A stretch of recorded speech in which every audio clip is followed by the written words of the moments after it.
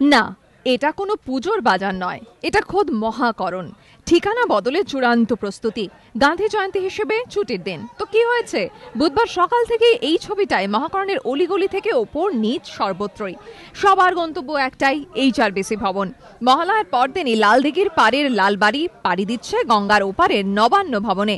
HRBC ভবনের এই নামই দিয়েছেন মুখ্যমন্ত্রী।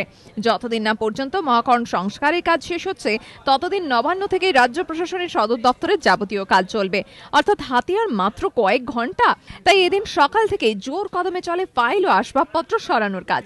আধিকারিকরা নিজের নিজের দপ্তরে পৌঁছতেই শুরু হয়ে যায় ফাইলপত্র বস্তাবন্দি করার কাজ। মুখ্যমন্ত্রীর নির্দেশ অনুযায়ী সংশ্লিষ্ট দপ্তরের অফিসার ও পূর্ত দপ্তরের অফিসারদের তত্ত্বাবধানেই চলছে ফাইলপত্র স্থানান্তরের কাজ। দুপুর অবধি খোদ অর্থমন্ত্রী মহাকরণে ছিলেন। চূড়ান্ত প্রস্তুতির কাজে লক্ষ্য রাখেন তিনি। ঘড়ির কাঁটা যত এগোচ্ছে ততই বাড়ছে ব্যস্ততা, কেননা বৃহস্পতিবার থেকে HRBC ভবনে বসবেন সরকারি কর্মী থেকে যুগ্ম সচিব পর্যায়ের অফিসাররা। তারপরে সেখানে যাবেন মুখ্যমন্ত্রী, মুখ্য সচিব ও স্বরাষ্ট্র সচিব। মহাকরণে VIP লাউঞ্জ থেকে গোপন ক্যামেরা খোলার কাজও শেষ, কারণ সেই ক্যামেরাগুলি বসছে HRBC ভবনে। তাই নিরাপত্তার বহর রাজ্যের প্রশাসনিক কার্যালয়ে নতুন এই ঠিকানায়।